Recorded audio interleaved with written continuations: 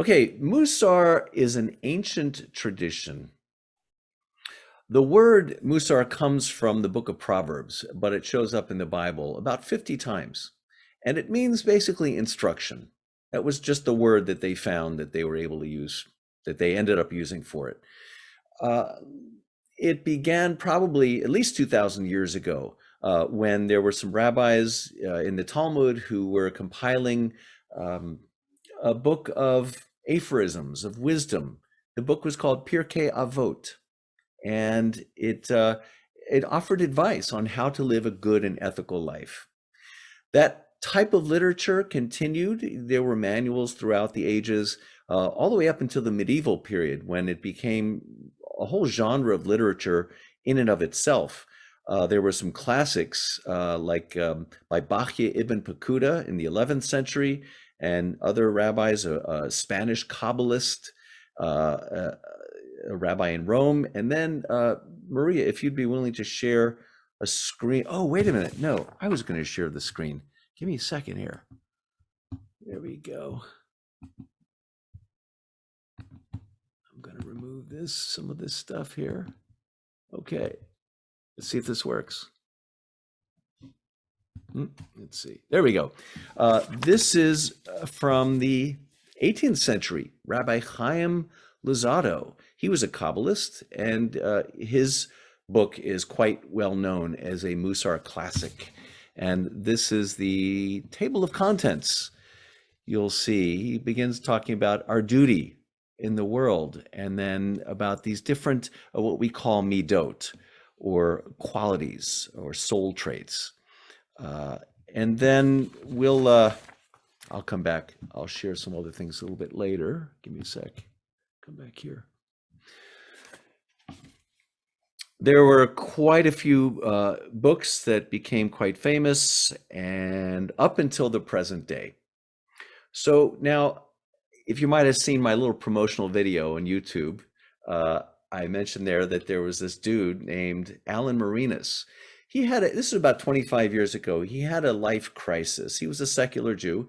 He ended up, in his search for meaning, went to meet with an Orthodox rabbi who told him about Mussar. And he began learning about it on his own, or with his rabbi, and he ended up writing a few books about it. And one of those books has become a classic today, called Everyday Holiness. Just about everyone who's studied Mussar has used this book. It's really excellent. Alan Marinus is a great author, very clear, and he ended up founding the Mussar Institute, which is now huge, really worldwide. And they have classes and workshops for people who are Orthodox, Reconstructionist, Conservative, Reform. So it's a great place to get some training and some resources. There are other rabbis, though, who have been working with Mussar around the same time as he was, including Rabbi Ira Stone, who founded the Center for Contemporary Mussar. I think it's in Philadelphia. He's a conservative rabbi who was very heavily influenced by a French Jewish philosopher named Emmanuel Levinas, who spoke about the purpose of religion. The purpose of Judaism was to bear the burden of the other. I think basically it had to do with, thinking less about yourself and thinking more about others, basically. And that led Rabbi Stone to the study and practice of Mussar. He's written a few excellent books, including a book that shows the Kabbalistic roots of Mussar. So they are related. And then there's Rabbi David Jaffe, an Orthodox rabbi who wrote the book Changing the World from the Inside Out.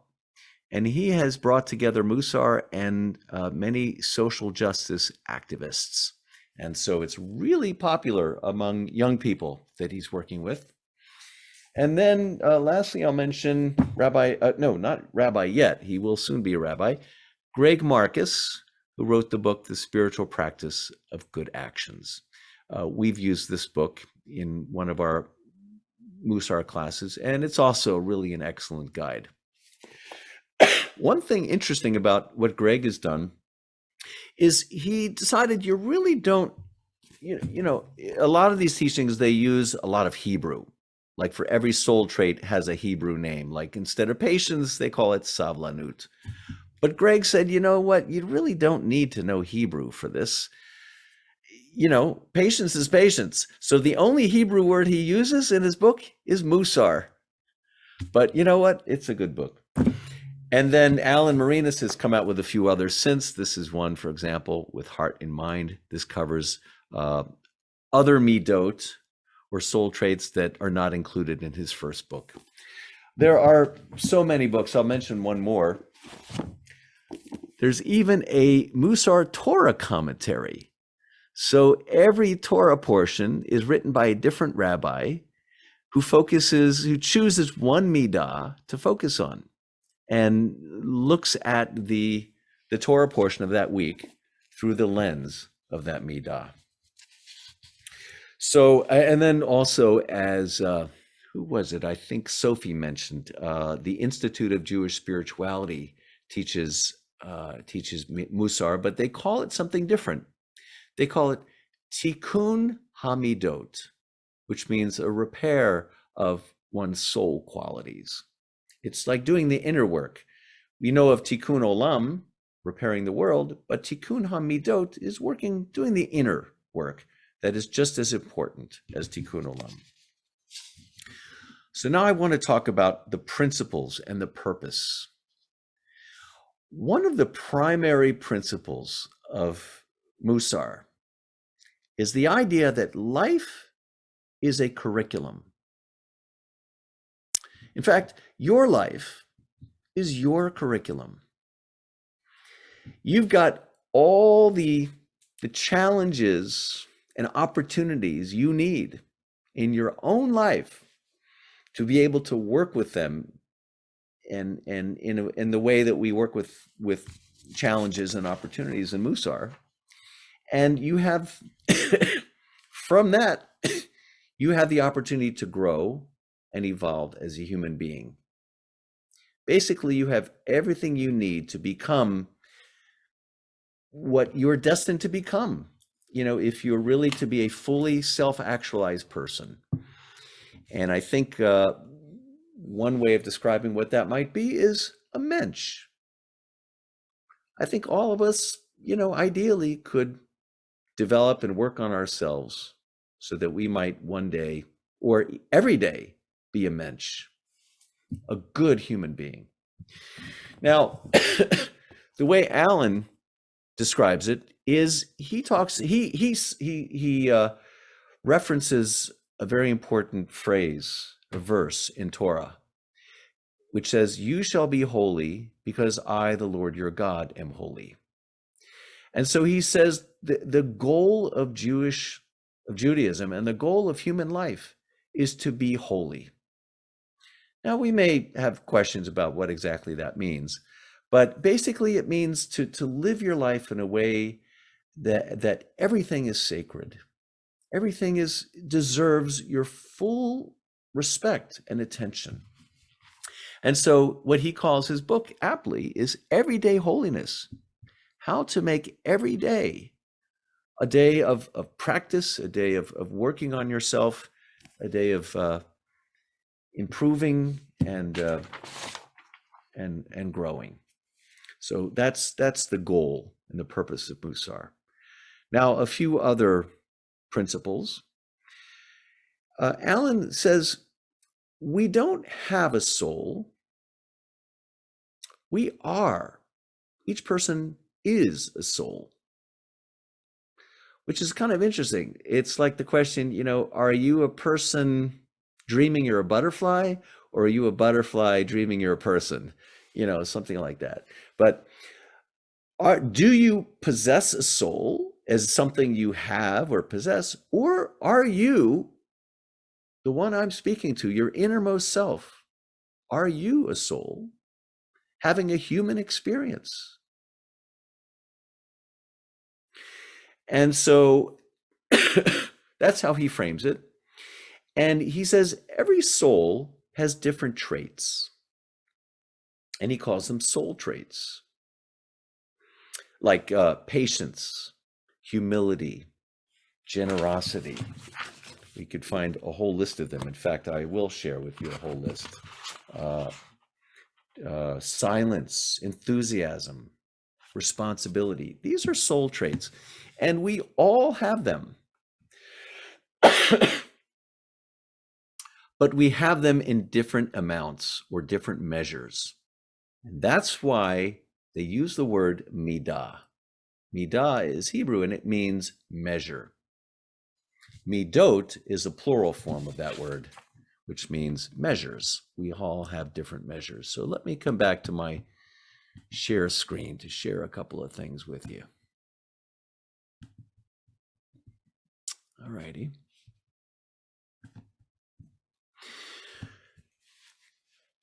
We could look at our life through a different lens at any time. So when you practice Mussar, you focus on one midah at a time. Let's say humility.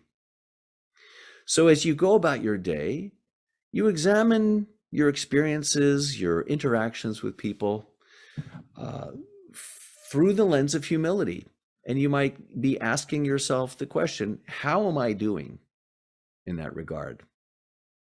Maybe a better example is patience. Like when you hit a lot of traffic and you're in a hurry to get somewhere.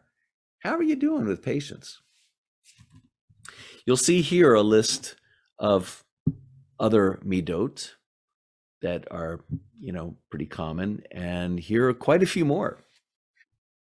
Here's another chart. This is from a children's religious school curriculum. They call them Jewish values. Now here's a really important point, really essential. We might think of something like humility or patience as a virtue, but here's how we look at it through the lens of Mussar. Every midah has a scale. Imagine from 0 to 10. And someone with 0 humility might be someone who's really arrogant. I could think of one example of that.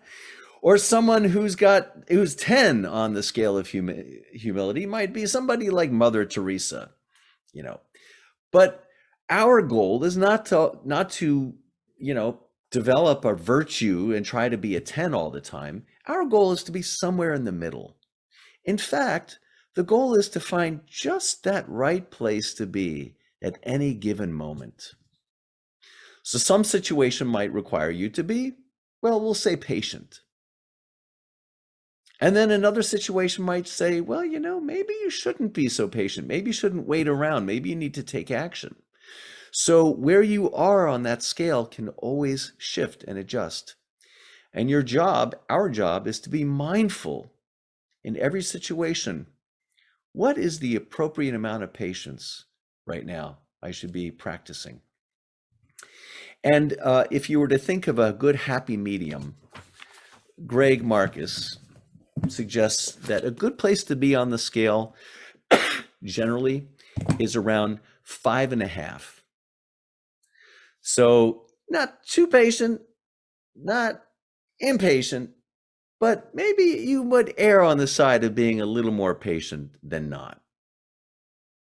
And so that's a good way of looking at it. So the goal is to find a balance. And you can see why some people call it an ethical mindfulness practice. You bring some degree of what we might call metacognition to your everyday activities so that you don't just react to something, but you take a moment and think, okay, what's appropriate here? This is called the Tree of Life, also known as the Sphirot.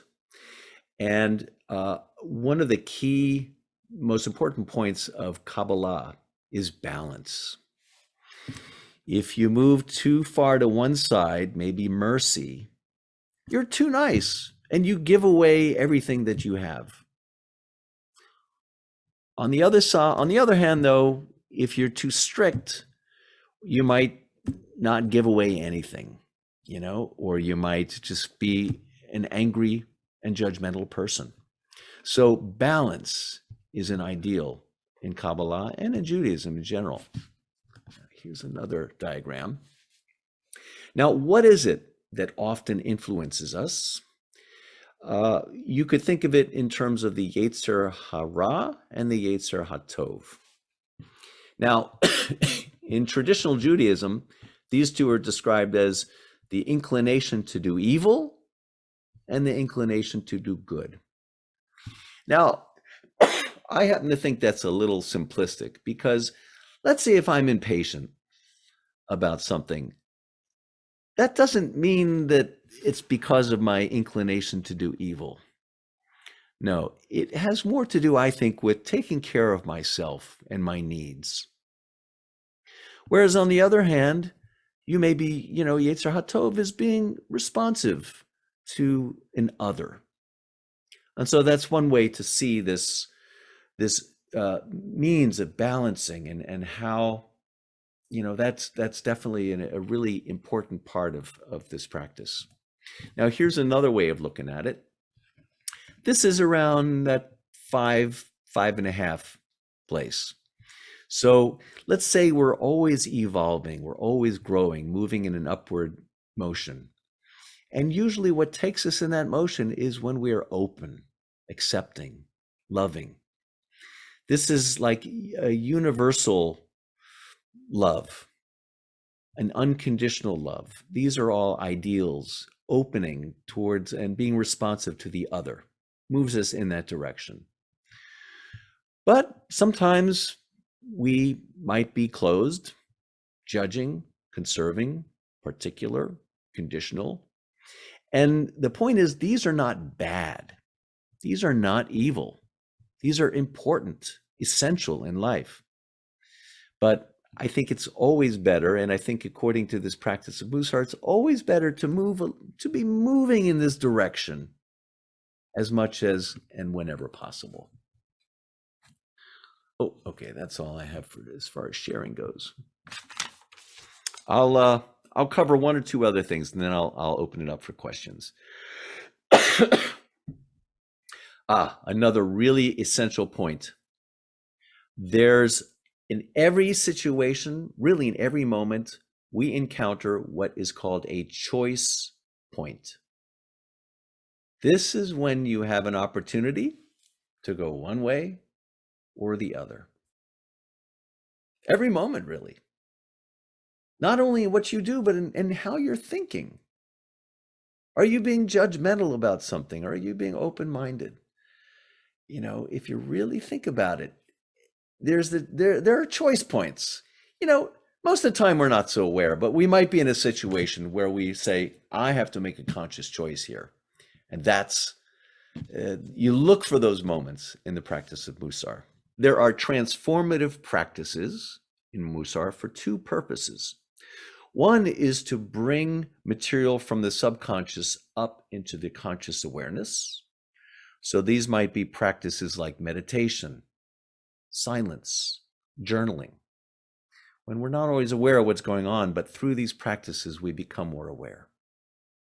Or the other purpose for a transformative practice is to send a message down to the subconscious mind, to make the heart feel what the mind understands.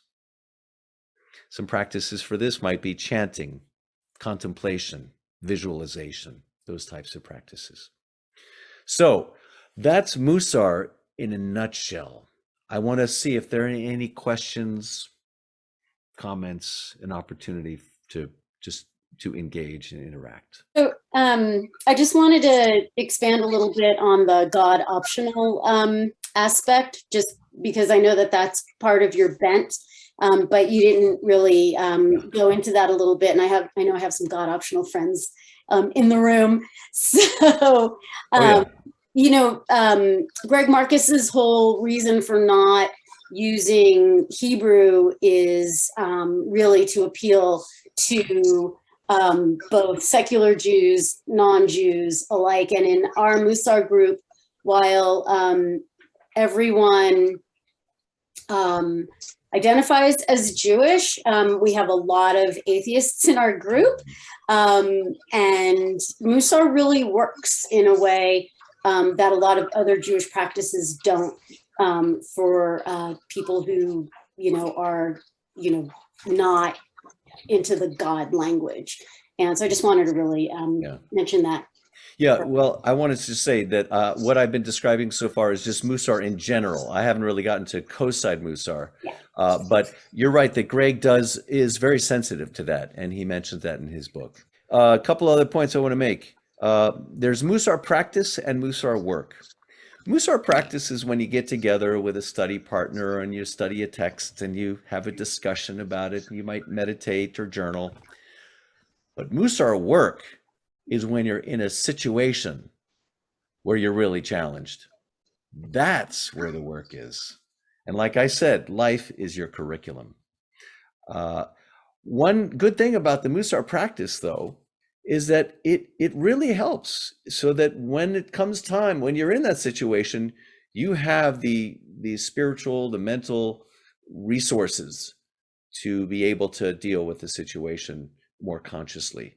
And doing it in a group and in a community is really excellent. You've got accountability partners, and you've got really good input and insights from other people.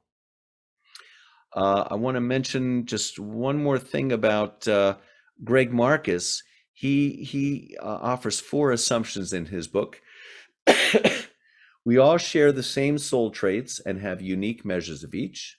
We kind of talked about that. We all carry a divine spark that is occluded by our baggage.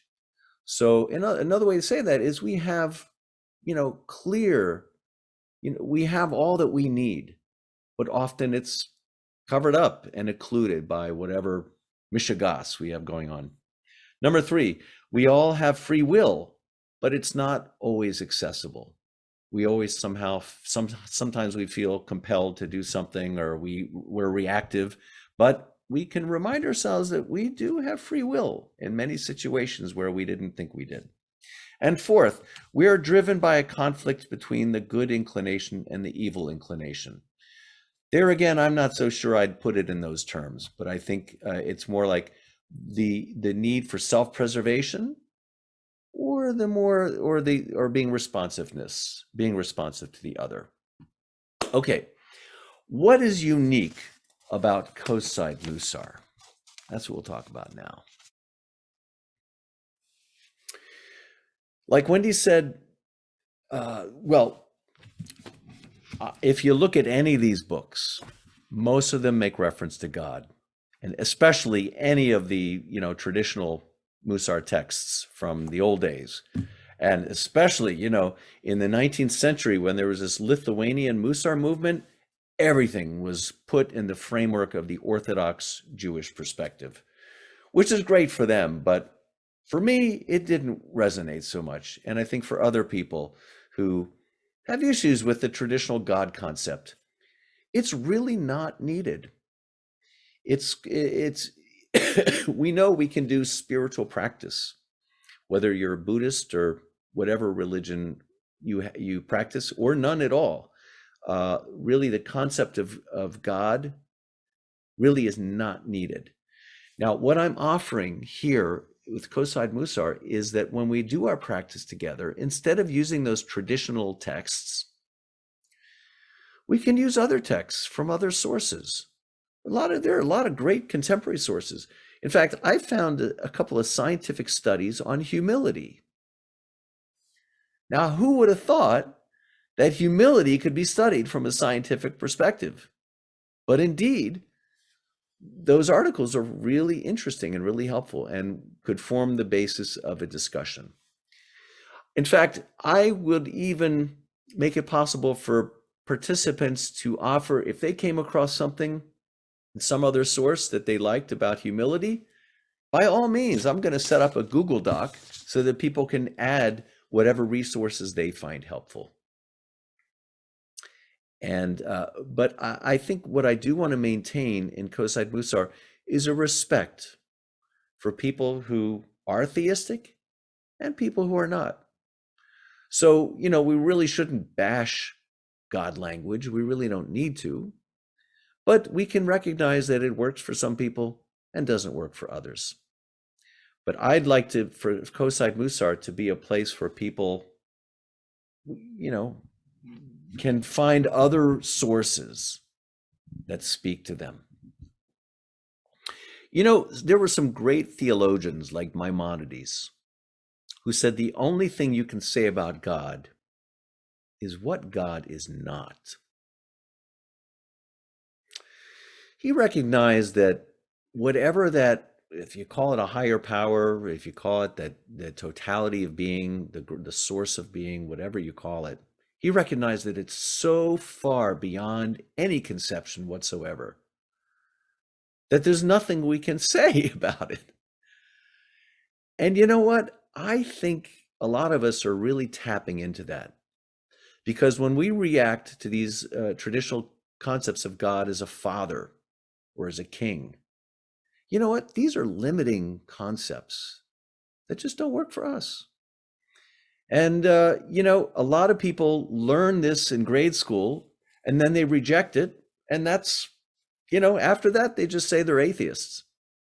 But, if you study theology, you'd see that there's so much subtlety and nuance and so many different ways of looking at it that you become a little more open to whatever idea works for you.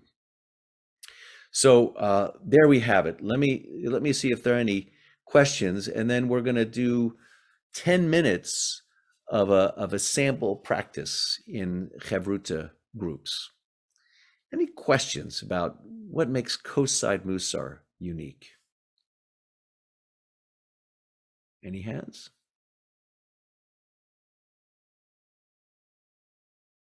Good, Kathy. Well, this is very boring, but what's the structure that, I know you've been doing this for a while, in this next go round? Is it going to be the similar structure? What will it be, etc.? Great. Here's how it's going to be. I think once a quarter, we'll have a class like this for people who are curious. We'll call it an introduction to Coastside Mussar, the principles, just like this. And then for 4 weeks after that, there will be an introduction to Coastside Mussar, the practice. Now, in the first 2 sessions, we'll focus on one midah. And the midah we'll start with next week, for those who want to join us, is humility. In many practices, that's a good place to start. In the first class, the first session, we'll talk about it. We'll look at some texts. We'll have some discussions about it. In the second class, it'll be an opportunity for you to meet with your Chavruta partner. We'll all meet together, but then we'll go into breakout rooms and you'll have a Chavruta partner. Really, I think the ideal size of a group is 3 or 4. So there's a lot of interaction and cross-pollination of ideas. And then after 2 weeks of practicing one midah, we'll move on to the next one. The next one in this session, in this go round, will be honor. Honoring others. Honoring oneself. Seeking honor. They're all kind of different facets to that. It's really interesting when you begin to look into it. And then after those 4 weeks, you're on your own. You can practice, hopefully with a Chavruta partner or with a group. And that's really key. I think anyone who's been doing it will testify to the fact that having a discussion group, I see Wendy nodding her head, Wendy McConaughey, that having a study partner or a group is really essential for this practice. But let me just add this one more piece. In the 5th week, I will open it up to all Mussar students, the new students and the current and the old students, the older, longtime students who want to come back and just recharge themselves, meet, see who else is practicing. We'll go into some random breakout rooms and we can learn from each other, best practices, and just, share what's working, what's not working. And then it'll be ongoing. Every Tuesday night, I'll have a group that's open. You can join me or not. And then the next quarter, we'll have another cohort, another go around. That's the structure. Does that answer your question, Kathy? Good. Any other questions, comments? A question. Tom? And in that discussion of humility, let's say for the next class, is there something about Mussar that is like, is it a discussion of humility? And then is there like some aspect of Mussar that we'll learn about in terms of humility? Do you know what I'm asking? Yeah. I think one of the best practices when you're with your Chavruta partners is to talk about a situation in your life when you were particularly challenged in this regard. And you can review a situation and say, well, how would you react? And, or you'd look at a text and there might be some discussion questions like, well, what did you think about this passage? Or did this make sense for you? Or how would you understand that? But getting different perspectives on the material you're studying and on your own life experiences you'll find is really helpful. So that is Mussar. Like you take a trait and you discuss it with somebody else. That's Mussar. That's right. Okay. And you work with it throughout your day. You might have a mantra that you think of. In fact, I think one of the great, I have a Chavruta partner. And one thing that we do is we have like a mantra, like a reminder phrase. And so I put mine as my wallpaper on my phone so that every time I look at my phone, that's the first thing I see. This little phrase, this is about humility. True humility means accepting our equality with everything else on earth, including past and present, old and young, rich and poor, human and animal, and insect and plant and dirt, all of it. So I think about that many times throughout the day. And then I see through that lens every interaction and every experience I have. Okay, so I'm going to have us watch a video right now on humility. Give me I a think moment. Wendy had her Oh, okay, good. hand Wendy, raised. go ahead. Many people ask me who my mentors I'm sorry. are. Hang on. Okay. All right, Wendy, go Okay. ahead. You've mentioned a couple of times about studying and materials. I'm still a little unclear on how that works. Well, in some of the former classes, we would use a book.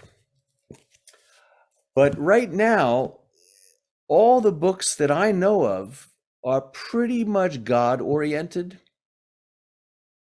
So I'm going to be supplying the texts from week to week. And I'll have a Google Sheet. So you'll know, like, for example, I can send you after this session, for anyone who'd like to try out the practice, I'll send you the document that has the readings for the Midah of humility. And each week you'll have assigned readings. Okay, now I'm going to share with you a video about humility. It's very short. And I want to optimize for video and share sound. Here we go. One thing in common that they all have is humility. They knowing that we all are in the same boat, everyone has challenges, everyone has different gifts, and we're in this together. I have learned that if I ever become a person who feels like I'm better than someone else is when I start putting barriers up, when I start becoming less transparent, when I'm not as compassionate, when I'm not as loving and giving. You know, more than the goal that I achieve or the success that I have is who I affect along the way. And to love and impart encouragement to people around me, that always begins with humility. To care for someone means you're not thinking about yourself, you're thinking about them. The greatest thing to start with when you're planning for success is to be humble.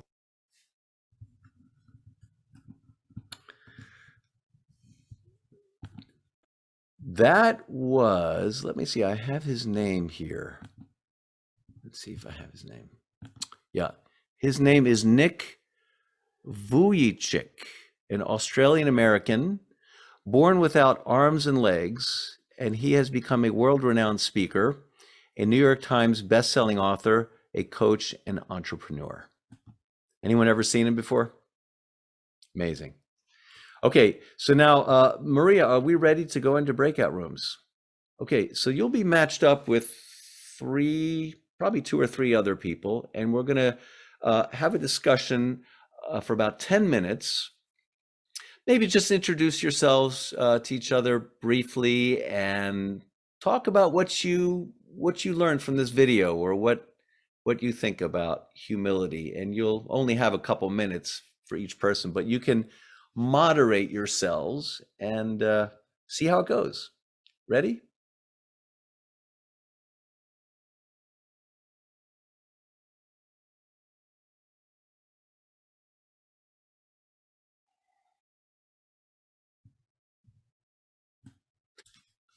Sophie, there you are. Had to put the Hi, kids to Masha. bed. Hi, Maria.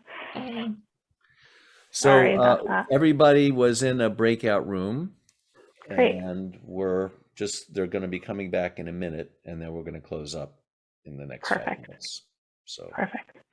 I hope you got something from our little presentation? I did. I enjoyed seeing some of the diagrams you had, like the visual kind of seeing I forget how you were saying it, but the scale of like the opposing sides, and thinking of it. It's nice to have some of those very simple but helpful ways of thinking, right? It's like the focus on self, focus on others.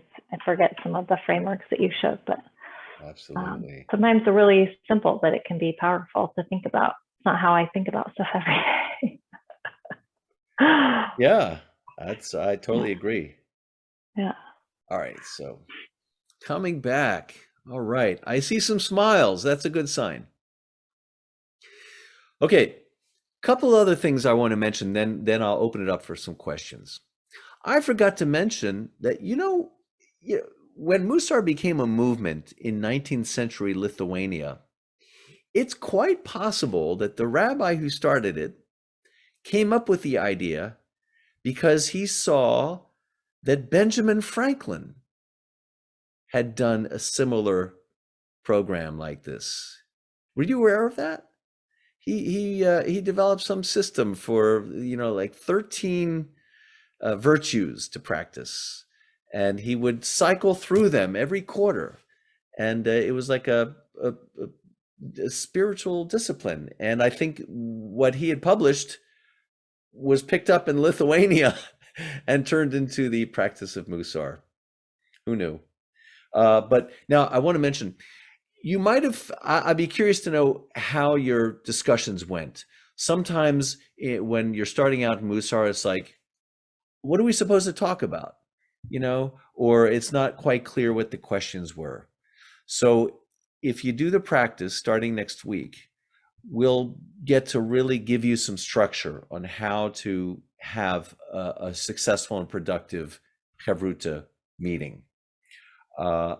Hopefully, we'll also talk about meditation, journaling, mantra, music, mindfulness.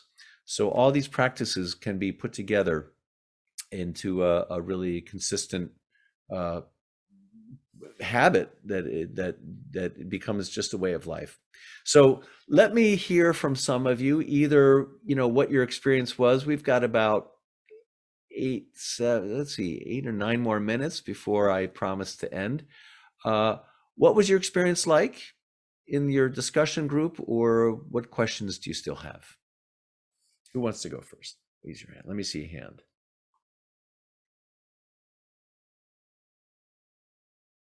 Someone willing to share from their group. Wendy Schaefer. Oh, unmute yourself. Find that unmute button. There we go. Thank you. I felt like our group hit the ground running, and we had like a real range of, experience with Mussar and this kind of practice. And we had really good discussions, and it was very nice. Great. Anyone else wanted to share what their discussion was like? Come on now, I don't want to have to call on somebody. Diane, thank you. Okay, so first of all, I enjoyed just talking with the three other people that were in my group, so that was its own pleasure. And one of us had been doing Mussar and has a practice going, so she at least seemed to have some sense of what we were talking about. The rest of us, not so much. And coming from my background, I always wonder, what is the difference between the intention of this and the intention of any therapeutic practice? That's a good question. You know what? I mean, think, you know, in my job, we don't call it holy, but we do work toward becoming whole, which is kind of the same thing. absolutely.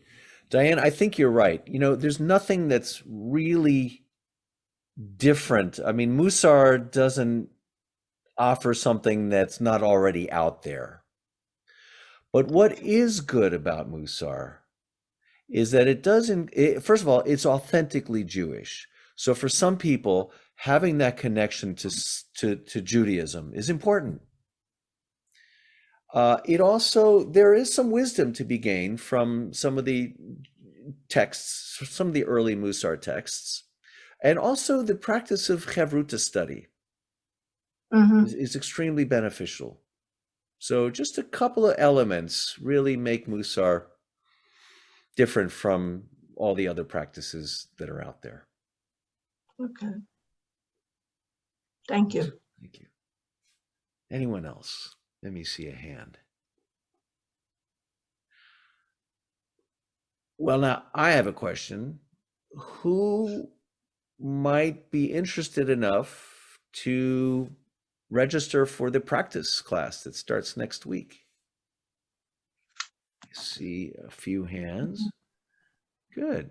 Very good. So, oh, Maria, I don't know, can you paste the registration link in the chat for the practice? Because you will need to register. But the more the merrier, really. And what we're going to do is starting next week, we'll see who's there, and then I will use my best judgment on putting together matches, matching you with a compatible Chavruta partner. You may already have somebody that you want to study with, so that's great. But otherwise, I just used some, from what I know about the people who are participating, I might think there's a good match that might work. And if you find it's not working for you, let me know, because it's really essential that you've got a good match for Chavruta partners. I will, as soon as you register, anyone who registers will receive from me the readings for humility, so you can get started on that. There's some homework to do. So when you come to the session next week, you'll already have some background and some acquaintance with the text that we'll be using. You know what? I think we're out of time. One last comment, question, Wendy Schaefer. The link came and went really fast. Can it be sent in an email or something? Yes, I will send it in a follow-up email to everyone here. Okay, listen, to be continued. Be in touch with me if you have any other questions, and it was wonderful. Thank you for joining us tonight. See you again soon. Thank you, Moshe. Bye all. Thank you.